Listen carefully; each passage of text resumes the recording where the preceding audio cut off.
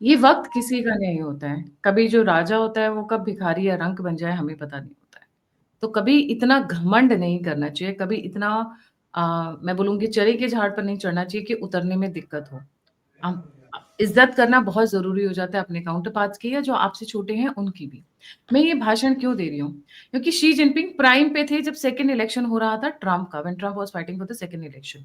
She Jinping thought कि Trump is never going to come back and he played the dirtiest game ever in the American history and even in Chinese history. वो China जो America की वजह से manufacturing hub बना, वो एक एक टाइम पे इतना आकर उनके बराबर में बैठ गया कि वो उनके इलेक्शंस इन्फ्लुएंस करने लग गया। आज वही शी जिनपिंग और ट्रम्प आमने-सामने हैं, रूबरू हैं।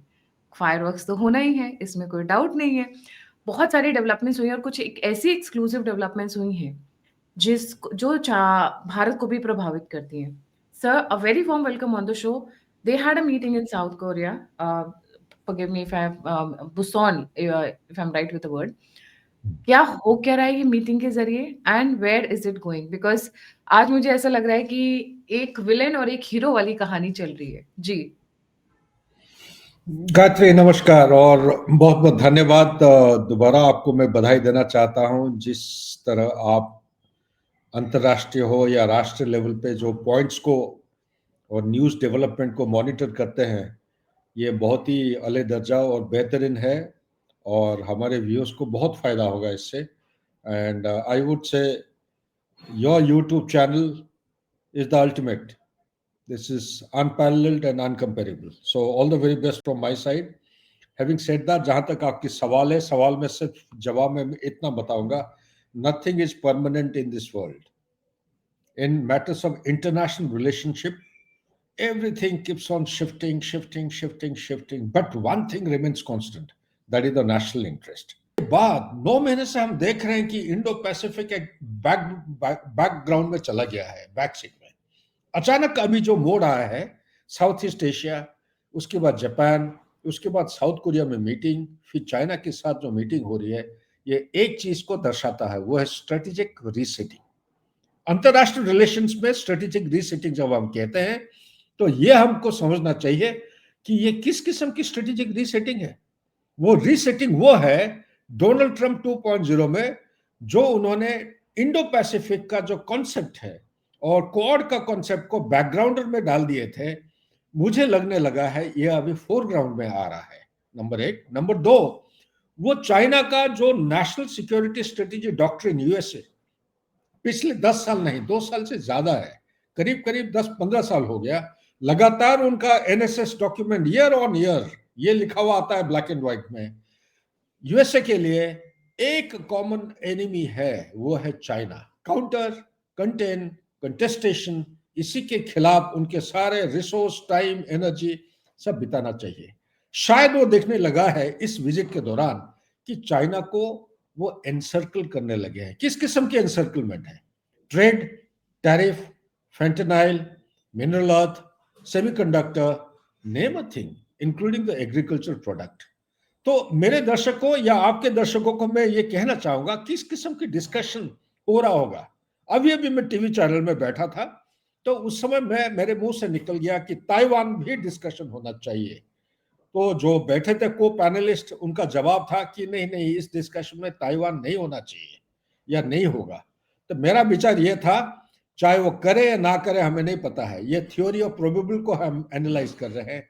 6 साल के बाद विश्व में दो मुख्य लीडर अगर मिल रहे हैं, ताइवान जैसे इश्यू को अगर डिस्कस नहीं करेंगे, तो ये काफी भयानक मीटिंग एक होने जा रहा है, या ना असरदायक एक नकारात्मक मीटिंग होने जा रहा है। तो मेरे विचार के मुताबिक ताइवान भी डिस्कशन होना चाहिए। आइए एक एक मुद्दों को उठाते हैं और उसको थोड़ा सा शॉर्ट ब्रीफ एनालाइज करते हैं।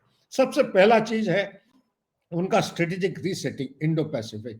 ये कोई बात वो कहने नहीं जा रहे हैं, लेकिन जरूर ये बैकग्राउंड में डोनाल्ड ट्रंप उनके दिमाग में रख के वो बातचीत करेंगे। जब बातचीत करेंगे तो सबसे पहला चीज मेरे विचार के मुताबिक उनको ये बताएंगे कि हम दोनों विश्व में सबसे बड़े मुख्य लीडर हैं, मेन कंट्रीज हैं। अगर दोनों सकारात्मक नजर के मुताबिक अगर आगे की तरफ कदम रखेंगे, 90% से ज्यादा जो चुनौती है ये काफी कंट्रोल में आ सकता है। सो आज के दिन में जियोपॉलिटिकल जो चर्न चल रहा है उसको इस चीज की अभाव है, शांति और स्टेबिलिटी की बहुत अभाव है। इसके लिए चाइना और यूएसए को मिलकर काम करना चाहिए।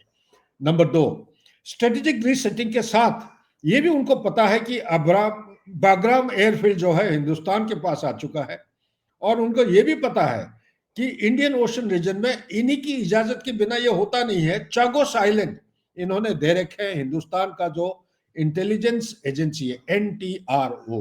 इससे क्या होगा कि चाइना के जितने सबमरीन पानी के नीचे तैरते रहेंगे, इनकी ऊपर मॉनिटर और सर्विलेंस इफेक्टिवली किया जा सकता है। और साथ ही उनको ये भी पता है कि साउथ ईस्ट एशिया वो छोड़ने के बाद 1989 और 91 के बाद जब यूएसए ने बेसिस को छोड़ दिया था, उसके बाद चाइना जो डीप पेनिट्रेशन कर रखा है, इसको जो पुश बैक है उसका एक अहम कदम उन्होंने उठाया, और पुश बैक का सबसे एक खतरनाक स्टेप लिया है चाइना के खिलाफ, वो है मलेशिया और थाईलैंड के साथ जो मिनरल रिलेटेड एग्रीमेंट साइन किए हैं, प्लस प्रोसेसिंग और प्रोडक्शन के लिए ऑस्ट्रेलिया और वियतनाम के साथ भी साइन हुई है। ये एक किस्म की ये मैसेजिंग है कि आप अगर अपना मिनरल्स को या रेयर अर्थ एलिमेंट को वेपनाइज यूएसए के खिलाफ कर सकते हो, तो यूएसए भी आपके खिलाफ सदर्न फ्लैंक से या साउथ ईस्टर्न फ्लैंक से आपको घेर डाल के आपके खिलाफ एक्शन ले सकता है। साथ ही जापान जो विजिट किए थे, जो नए प्राइम मिनिस्टर उनके इलेक्ट हुए हैं, सबसे पहला जो लेडी है woman prime minister in Japan, इनके इंडिपेंडेंट की जो हिस्ट्री है ये एंटी चाइनीज है, और एंटी चाइनीज के साथ साथ ये प्रो ताइवानीज हैं। वो चाहते हैं ताइवान एक डेमोक्रेटिक कंट्री की तरह इमर्ज करे, वो चाहते हैं कि ये चाइना के साथ रियूनिफाई ना हो। तो इस किस्म के विचार के साथ ये सिर्फ टीआरए ताइवान रिलेशन एक्ट 1979 को जो साइन हुआ था, तो वो एग्रीमेंट के साथ जो स्ट्रेटेजिक एम्बिग्यूटी रखा गया है, उस दिशा में यूएसए को ये बहुत मदद करता है। मेरे विचार के मुताबिक अगर ताइवान के बारे में डिस्कशन होता है, ये जो फर्स्ट चेन आइलैंड है, जो क्यूरिल आइलैंड जापान के नॉर्थ से लेके ताइवान और नीचे ब्रुनेई तक, इसको अगर चाइना किसी भी तरह ब्रेक ओपन कर लेता है, तो यूएसए के खिलाफ बहुत बड़ा जबरदस्त थ्रेट चाइना एक पेश कर सकता है। गुआम आइलैंड ये सेकेंड चेन आइलैंड में है, इसको तोड़ के बाहर निकलना चाइना का नेवी आज के दिन में बहुत तेजी रफ्तार से बढ़ती जा रही है, साइज, कैपेबिलिटी और उसका इंटेंसिटी ऑफ ऑपरेशन। तो इसके माध्यम से यह हवाई आइलैंड और वेस्ट कोस्ट ऑफ अमेरिका को बहुत जल्दी थ्रेट कर सकता है। तो इसलिए यूएसए का जो first chain of island, second chain of island, third chain आ जाता है टुवर्ड्स द लाइन ऑफ जो पैसिफिक, एशिया पैसिफिक के छोटे छोटे आइलैंड 10 से 14 हैं उस तरफ, और ये थ्रेट काफी नजदीक आ सकता है यूएसए के खिलाफ। इसलिए डोनाल्ड ट्रंप के दिमाग में ये जरूर पॉइंट होगा, वो डिस्कस करेंगे। और चाइना ये चाहेगा कि आप इस तरफ नजर हटा के देखना मत, क्योंकि ताइवान को हम जो भी करें वो हमारा बेबी है, हमारा रिस्पॉन्सिबिलिटी है। लेकिन यूएसए ये हमेशा डिमांड करेगा, चाहे आप कुछ भी करें, आप उनको जोर जबरदस्ती रियूनिफाई नहीं करेंगे, आप शांति के जरिए से करेंगे। मेरा विचार ये है, चाहे आप कुछ भी कह लीजिए, चाहे वो उसको कहते हैं अनाकोंडा स्ट्रेटेजी डाले या ताइवान का प्रोक्यूपाइन स्ट्रेटेजी हो। सर, मैं थोड़ा-सा पॉज़ करना चाहूँगी। मैं एक पीछे भी एक क्वेश्चन रह गया, मैं उस पे बाद में आती हूँ। ये चेन ऑफ आइलैंड्स आप जो समझा रहे हैं सर, थोड़ा-सा और इलैबोरेट कर दें। ओके, चाइना ये जो दो आइलैंड हैं, जिसको आप कहते हैं कि फर्स्ट चेन ऑफ आइलैंड और second chain of island. First chain of island Japan जो एक है, वो सीधी लाइन, आप तकरीबन सीधी line north to south align होके स्प्रेड हो रखा है। एक आइलैंड है जापान का, बोलते हैं क्यूरिल आइलैंड। तो क्यूरिल आइलैंड से लेके अगर आप डॉट्स को ज्वाइन करेंगे, छोटे छोटे द्वीप हैं, इसको ज्वाइन करते हुए ताइवान, और ताइवान के बाद साउथ चाइना सी और नीचे आता है ब्रुनेई तक, ये लाइन को फर्स्ट चेन आइलैंड बोलते हैं। ये किस लिए हुआ है? ये इसलिए हुआ है क्योंकि ये डिफेंसिव लाइन को दर्शाता है। चाइना का तरफ से अगर कोई मिलिट्री एक्शन होता है, वो हमेशा कोशिश करेगा कि ये फर्स्ट चेन आइलैंड को तोड़ के बाहर की तरह, यानी कि वेस्ट पैसिफिक की तरह प्रवेश करे। और वेस्ट पैसिफिक में है क्या? A threat for USA. ये है, वेस्ट पैसिफिक की तरफ आता है, तो नेक्स्ट चेन ऑफ आइलैंड जो यूएसए का डिफेंस डिफेंसिव लड़ाई के लिए उसको बोलते हैं सेकेंड चेन आइलैंड, जो गुआम आइलैंड सेंट्रल है, सेंटर ऑफ ग्रेविटी। ये गुआम आइलैंड के साथ साथ छोटे छोटे द्वीप हैं और नीचे साउथ की तरफ ऑस्ट्रेलिया की तरफ वो जाता है, उसको बोलते हैं सेकेंड चेन ऑफ आइलैंड। इसी के साथ अगर और थोड़ा पूर्व की तरफ जाएंगे, एक थर्ड चेन ऑफ आइलैंड है। ये करीब ये हवाई आइलैंड को टच तकरीबन उसके आसपास होते हुए जो वेस्ट पैसिफिक की तरफ जो 14 के करीब छोटे छोटे आइलैंड हैं, तो उनके साथ जोड़ के उसको बोलते हैं थर्ड चेन ऑफ आइलैंड। तो अमेरिका का जो डिफेंसिव जो रोल है और जो लड़ाई की तैयारी है, ये 3 चेन ऑफ आइलैंड के मुताबिक उनके नेवल रिसोर्सेस और ऑल 3 सर्विसेज इख्तियार हो चुके हैं, नियुक्त हो चुके हैं। जरूरत पड़ने पर शॉर्ट नोटिस पे जाके ये अपना डिप्लॉयमेंट एरिया में पोजीशन ले सकते हैं। ये 3 के अलावा 2 और लाइन है, चेन ऑफ आइलैंड बोलते हैं उसको। फोर्थ चेन ऑफ आइलैंड है हिंदुस्तान का जो कोस्ट लाइन है पश्चिम की तरह अरेबियन सी के साथ, उसको फोर्थ चेन ऑफ आइलैंड बोला जाता है। और अफ्रीका का जो ईस्ट कोस्ट है उसको उसको फोर्थ, और अफ्रीका का जो ईस्ट कोस्ट है उसको बोलते हैं फिफ्थ चेन ऑफ आइलैंड। तो ये है डिफेंसिव लेयर्स और लाइंस जो यूएसए लड़ाई के टाइम में चाइना के खिलाफ अख्तियार करेगा और लड़ेगा।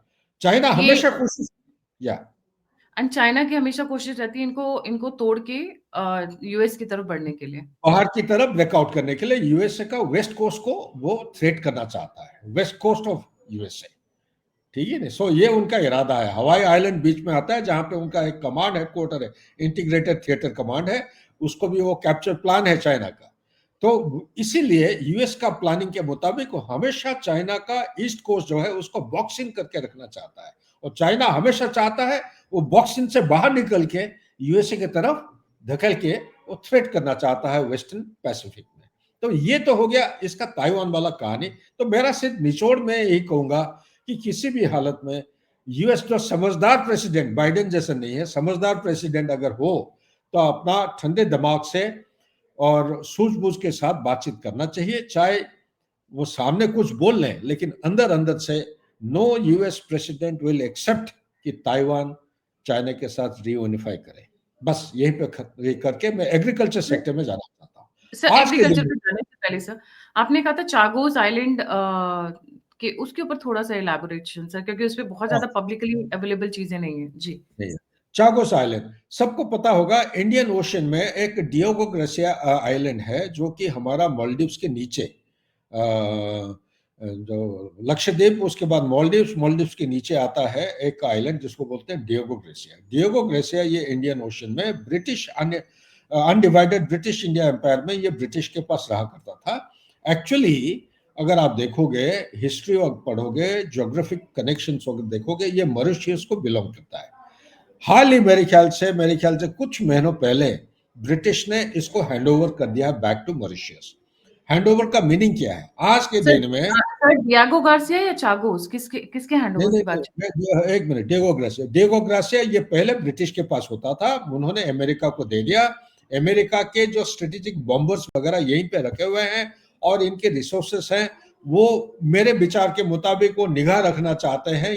ईरान जैसे कंट्री है, ईरान को जब चाहिए, ईरान के ऊपर जो बम्बार्डमेंट हुआ था, वो पिक्चर तो इस बार दिखाया था, यूएसए से टेक ऑफ हुआ था, 38 आवर्स फ्लाई करके जाके अटैक करके फिर वापस आए थे। लेकिन ईरान के ऊपर अगर फ्यूचर में कोई भी अटैक की प्लान किया जाता है तो डियोगो ग्रेसिया से होगा। इसका मीनिंग क्या है? मीनिंग ये है, यूएसए अभी तक कोई भी जीवित पदार्थ या कोई लिविंग ऑर्गेनिज्म को डियोगो ग्रेसिया के आसपास में आने नहीं देता है जब तक वो खुद उसको स्क्रूटिनाइज और वेटिंग नहीं करते हैं, सिक्योरिटी क्लियरेंस। लेकिन डियोगो ग्रेसिया के पास ये आर्किपेलागो का नाम है चागोस, खूब सारे द्वीप है, लेकिन एक आइलैंड है जिसको चागोस कहा जाता है, बिल्कुल डियोगो ग्रेसिया के पास ही है। तो ये यूएसए ने ये जो दिया है चागोस में, इंडियन इंटेलिजेंस एजेंसी एनटीआरओ, नवंबर टैंगो रोमियो ऑस्कर, ये काफी गहरा चीज ये करते हैं। हिंदुस्तान के साथ जो साइन हुआ है कॉमकासा, इंटेलिजेंस एक्सचेंज, बेका, लिमोआ, ये जो 2002, 2016, 2018, 2023 को जो साइन हुए आईसेट वगैरह, उसका एक एक पहलू है जो है एक्सचेंज ऑफ इंटेलिजेंस और facilitation for gathering of intelligence. ये चागोस एक ऐसा जगह है सेंट्रल इन इंडियन ओशन, और उस जगह से चाइना का जो नेवल वेसल्स 2011 और 2025 के बीच में 11 तक उनके इक्का दुक्का आते थे इंडियन ओशन के अंदर, लेकिन 2025 में कम से कम 8 से 11 उनका फ्रिगेट्स देखने लगे हैं। जो पहले सबमरीन उनका इक्का दुक्का कोई साल में एक नजर आ गया, लेकिन आजकल कम से कम 3 सबमरीन, एक बे ऑफ बंगाल, एक आपका अरेबियन सी, और एक ओमान की तरफ, 3 सबमरीन देखे गए हैं। पहले स्पाई वेसल्स दिखते नहीं थे, ये अभी 3 स्पाई वेसल, एक बे ऑफ बंगाल में घूमता हुआ नजर आ रहा है, एक आ रहा है आपका हमनटोटा की तरफ, और एक आ रहा है आपका अरेबियन सी जो कि मॉरिशस की तरफ। 3 कम से कम। और इनकी जो फ्रीक्वेंसी है, इनकी जो मूवमेंट है इंडियन ओशन में, काफी रफ्तार बढ़ गई है। और ये भी खबर लगा है कि एक एयरक्राफ्ट कैरियर, चाइना का एक एयरक्राफ्ट कैरियर को तैयार किया जा रहा है, ये मलाक्का स्ट्रेट होते हुए इंडियन ओशन रीजन में आके ऑपरेट करेंगे। और आज के दिन में कुल मिला के 600 से 700, उसको बोलते हैं सिविलियन, वो distant fishing vessel fleet, distant fishing vessel fleet, 600 से 700 फिशिंग वेसल्स हैं जो मछुआरा चाइनीज के, कुछ आके बे ऑफ बंगाल में ऑपरेट कर रहे हैं, हमारे ऑपोजिट विशाखापट्टनम वो वाला एरिया जो economic zone, exclusive economic zone से, कुछ ऑपरेट कर रहे हैं हमनटोटा के साउथ में, ये श्रीलंका के एक्सक्लूसिव इकोनॉमिक जोन के नीचे रहते हैं, कुछ ऑपरेट कर रहे हैं जो हमारा ये अरेबियन सी जहां पे हमारा नेवल बेस है और कराची के बीच में एक्सक्लूसिव इकोनॉमिक जोन के बाहर रहते हैं। और मालदीव्स के एक्सक्लूसिव इकोनॉमिक जोन में 267, मेरे खबर के मुताबिक, I don't think I am wrong, 267 fishing vessels have been seen. काम क्या करते हैं? मछली पकड़ते हैं। क्यों मछली पकड़ते हैं? ये मछली पकड़ के सुखा के जहाजों के जरिए चाइना को भेजते हैं। किस लिए भेजते हैं? चाइना के अंदर एग्रेडियन, उनका जो प्रोटीन की कमी है, वो बाहर जहाज समुद्र में जा नहीं पाते हैं क्योंकि फर्स्ट चैन आइलैंड के पास रुकावट हो जाता है, और इसीलिए जगह जगह वो फैल रहे हैं जहां पे मछली और ये जो पानी के नीचे अलग अलग प्लैंक्टन्स होते हैं जो खाने लायक होता है, जिसमें प्रोटीन अवेलेबल होता है, तो सर उसको अगर मैं इन शॉर्ट कहूं कि जो शी जिनपिंग को पिंजड़े में डाल दिया है ट्रंप ने। एक तरफ जापान, एक तरफ साउथ कोरिया के साथ आज जो डील हुई है शिप बिल्डिंग की, south Korea is also anti China and Japan is also anti China. South east Asia में मलेशिया, कंबोडिया, थाईलैंड, ऑस्ट्रेलिया के साथ रेयर अर्थ की डील, एंड सेंट्रल एशिया वाली डील जो हमने कल डिस्कस की, जो वहां पे C5 की बात हम कर रहे थे, पूरा घेर दिया है इनको चारों तरफ से। बिल्कुल, ये इतना इनकंसिस्टेंट बिहेवियर के बाद अभी पहली बार डोनाल्ड ट्रंप दिखा रहे हैं कि कोई कोई मेजर्ड रिस्पॉन्स चाइना के खिलाफ हो रहा है। उनका जो नेशनल सिक्योरिटी स्ट्रेटेजी के डॉक्यूमेंट में जो लिखा हुआ है, पूरा एनसर्कल कर रहे हैं। बिल्कुल सही कह रहे हो Gayatri, I am totally with you. Japan के बाद ये जब वापस आएंगे, उन्होंने C51 सेंट्रल एशियन रिपब्लिक जो है, ये सारे, नवंबर 6। सो वो इन सबको इनवाइट किए हैं वहां पे, और इनके साथ बातचीत क्या होगा इसके बारे में हमने डिस्कस कर चुके हैं आपके कर पिछले चुके। पॉडकास्ट में। तो लेकिन सर अभी थोड़ा सा बैकग्राउंड में मैं अपने व्यूअर्स को रिमाइंड करना चाहूंगी। इट वाज शी जिनपिंग जिन्होंने अमेरिकन इलेक्शन डेड, क्योंकि वो अपने आप को सुपर पावर मानते हैं, दे बिलीव कि भाई उनके इलेक्शंस कोई इन्फ्लुएंस नहीं कर सकता। Xi Jinping did to influence the American election. Xi Jinping की वजह से ही Trump lost his second term. Biden तभी जीते थे, और सबको पता था कि अगर वोट्स की काउंटिंग होती तो ट्रम्प ने जीतना ही जीतना था। बट जो जितनी भी बीच में बोलते हैं ना, चाय और मतलब कप, चाय की कप और लिप्स के बीच में बहुत डिस्टेंस होता है, लिटरली लाइक दैट, कि ट्रम्प जीतते जीतते रह गए थे, एंड इट लुक्स लाइक कि he has taken it on himself. Corona was also big big problem sir, and it was all created by China, everybody knows. Corona हो absolutely गया, Trump के साथ पर्सनल रंजिश हो गई, उनको इलेक्शन हरवाना हो गया, and because Trump is the one जिसने सामने आकर पहली बार खुल्लम खुल्ला बोला, the enemy of US is not Russia, it is China. He shifted the entire policy, क्योंकि अभी तक इनकी मूवीज हॉलीवुड में जितनी भी बनती थी, सब में रशिया को नेगेटिव दिखाते थे। आप देखेंगे कि जब से Trump has come, Russia US कम हो रहा है, US चाइना ज्यादा हो रहा है। He is good, shifting the policies slowly and gradually. And one absolutely. of the most important points है जिस पे मैं चाहूंगी आप थोड़ा elaborate करें, zombies घूम रहे हैं यूएस की सड़कों के ऊपर। ये zombies बना कौन रहा है? चाइना। $1 में 1 किलो इस तरीके से ड्रग्स ये मैन्युफैक्चर कर रहे हैं। Sir, let's come to that point please. बिल्कुल, आपने बिल्कुल सही बात आपने उठाया है।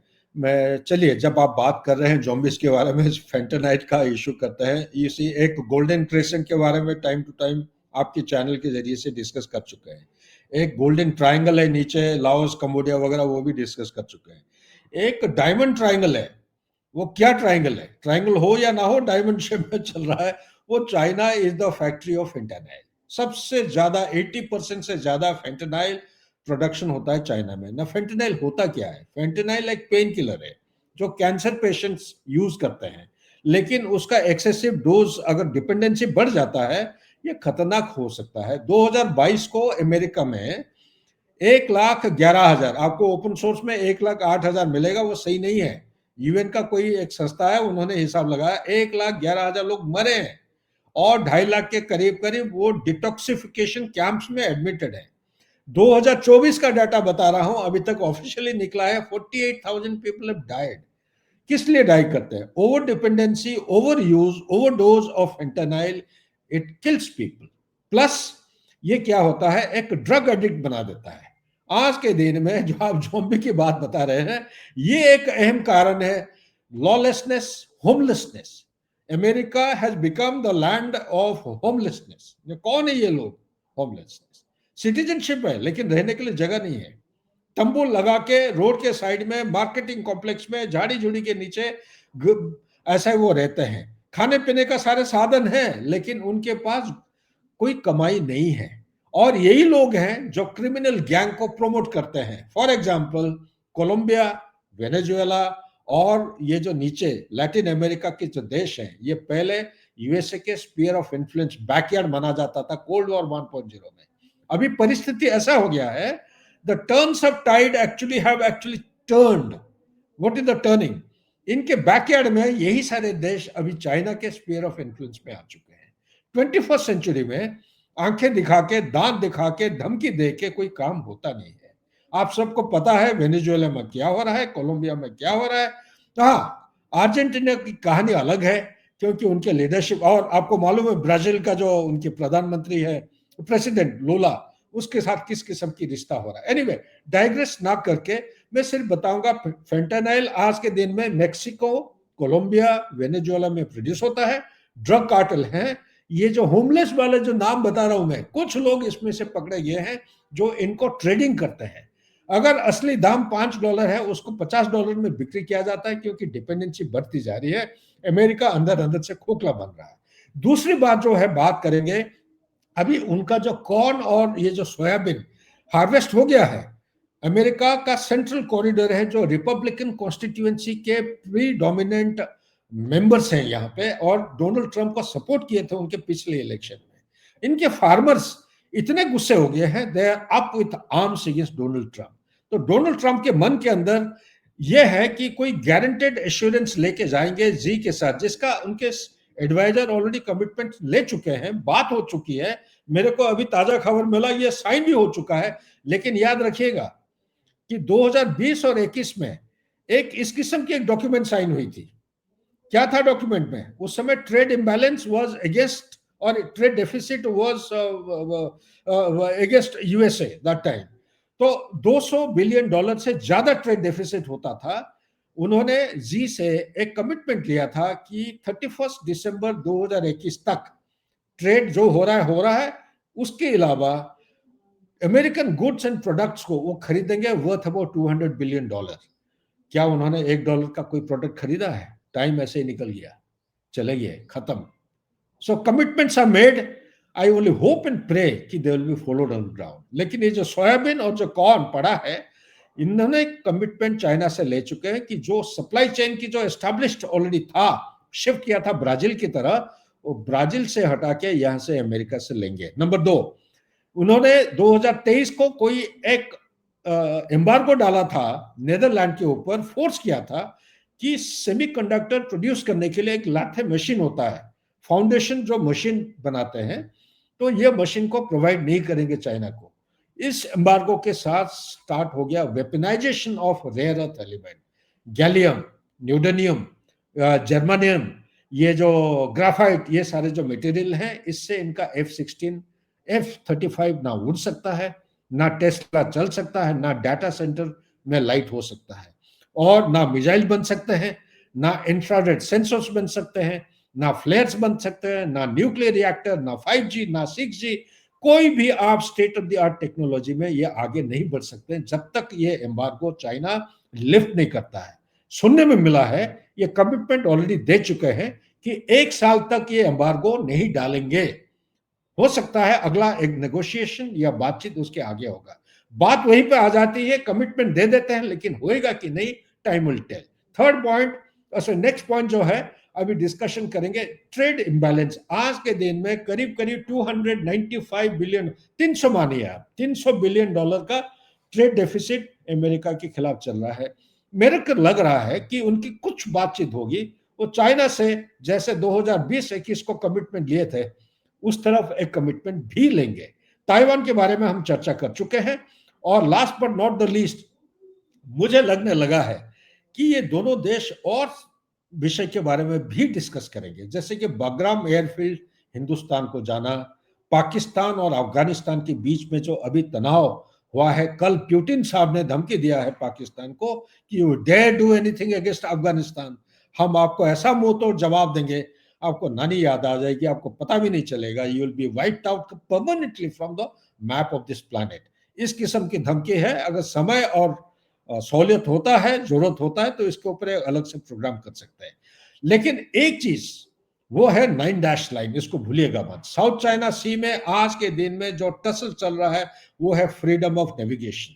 फ्रीडम ऑफ नेविगेशन 2016 को court of arbitration, international court of arbitration एक जजमेंट दिया था, फिलीपींस ने केस टेकअप किया था 2012 को कि ये 9 डैश लाइन खींच के चाइना जो है जितने सारे लिटोरल स्टेट्स हैं, वियतनाम हो, फिलीपींस हो, इंडोनेशिया, ब्रुनेई, जितने भी हैं, ये सब अपना एक्सक्लूसिव इकोनॉमिक जोन जो UNCLOS United Nation law for sea, ये जो चीज convention and laws for the sea होता है, उसके मुताबिक हर देश का जो कोस्ट लाइन है, ये कोस्ट लाइन से लेके 200 नॉटिकल माइल्स, यानी कि ये हो जाएगा 370 किलोमीटर के आसपास हो जाएगा, उसमें वो इकोनॉमिक एक्सप्लॉयटेशन कर सकते हैं। फिलीपींस जब निकलता है अपना कोस्ट लाइन से, उसको चाइना के जहाज जो है रोकते हैं, 10-12 किलोमीटर दूरी पर रोकते हैं, जबकि ये 10-12 जो फिलीपीन के कोस्ट लाइन से दूरता है, ये चाइना का कोस्ट लाइन से करीब 1300 किलोमीटर दूर, जो हाइनान प्रोविंस है, वहां से इतने दूर से चाइना आके दबाव डाल रखा है। हर एक आइलैंड में तकरीबन ये एयर स्ट्रिप बना रहे हैं, बिल्ट अप एरिया बना रहे हैं, ऑप्टिकल फाइबर बिछा रहे हैं, और डॉकयार्ड्स बनाते जा रहे हैं। तो ये अनबिलेटिंग फैसिलिटी भी इंप्रूव करते जा रहे हैं। ये actually international court of arbitration 9 dash line को नकारा किया है, बोला कि इलीगल है, एक्सेप्टेबल नहीं है, और जहाजों का जो फ्रीडम ऑफ मूवमेंट है उसके ऊपर रोक था, और जो एयर फ्लाइट है स्काई का, उसको भी रोकते हैं। तो ये सारी चीजें जो है, इसको बंद किया जाना चाहिए, और मेरे विचार के मुताबिक डोनाल्ड ट्रंप इसके बारे में भी चर्चा करेंगे और कोई फाइनल उनके साथ सहमति हासिल करने की कोशिश करेंगे। That's it.